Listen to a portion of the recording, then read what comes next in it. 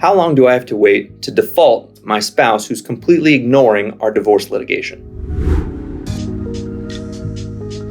As a reminder, a divorce in Texas must wait at least 61 days after the date in which you file to have a divorce granted. Let's say, for example, you filed a petition for divorce on January 1st of 2023. You're going to have to wait no matter what, at least until March, to present some final decree of divorce to the court. Now understand, that doesn't mean your divorce will only take 61 days. It's incredibly likely that it's going to take significantly longer than that. However, if your spouse has been properly served, meaning they have received a divorce petition and a citation that was received from the district clerk's office, and they've been physically served by a process server or constable, there are two different deadlines with which to work. Number one, you probably heard Monday after the expiration of 20 days. Okay, well, 20 days is not 61 days. How do those two things coexist? After a person is served, they have a 20-day plus a Monday deadline to file what's called a respondent's original answer. This is a document that's filed by the other party in a case to showcase to the court, yes, I know about this case. No, I don't want anything to happen without my knowledge or consent. If a party fails to meet the 20 days plus a Monday deadline, they have the ability to be defaulted. But wait, Turner, you said earlier,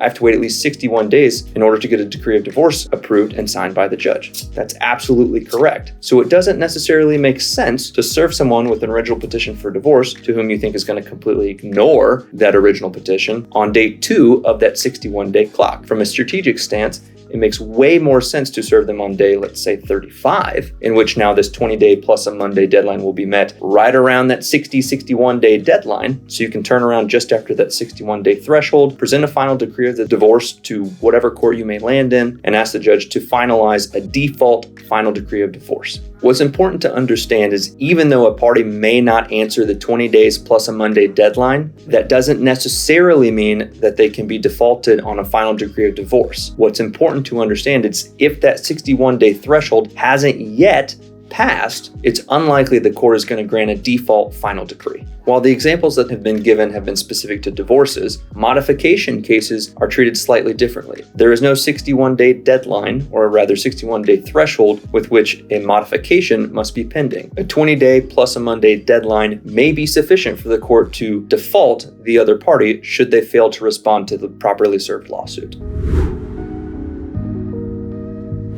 Thank you again for watching. If you have any comments or questions, feel free to leave them down below, or you can find us at familytexas.com.